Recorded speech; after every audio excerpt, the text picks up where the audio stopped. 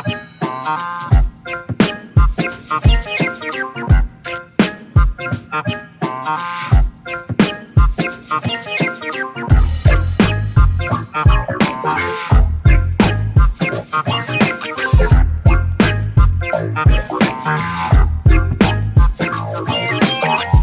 li ovo ima smisla? Prekrštenih nogu sjedim, kucam pa se pitam il stojim il sjedim, il sam stora il sjednim. Tu ću na klupi da osjedim. Glej zuka pored mene upravo je. Sad je sve pravo, a znalo bit guravo je.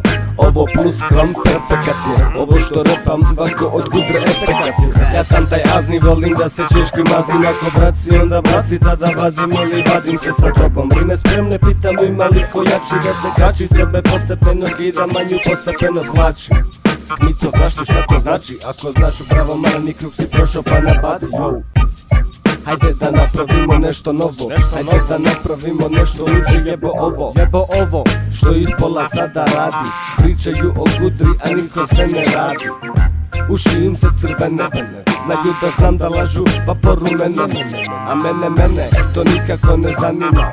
Vi ste nebitni pa se sa vama šalima. A nije frka ništa, pašica moj. Pa će sa curom da se topiš, ona te naštima još te i dan danas boli glava, nama gori sprava, smijemo se. Igramo fife, zigujemo, rijetko bijemo se. Niko mi ne može sjebati šejt moj. Nikada se ne smijem kad nije smiješno. Čućeš da sam pošten dobar, ali boga mi neće biti ona dobar jeban. Jer se gledam, jer se pratim, kad osjetim taj šaret, stvarni shvatim da mi nisi brat, nećemo garant više sjediti, nećemo stat.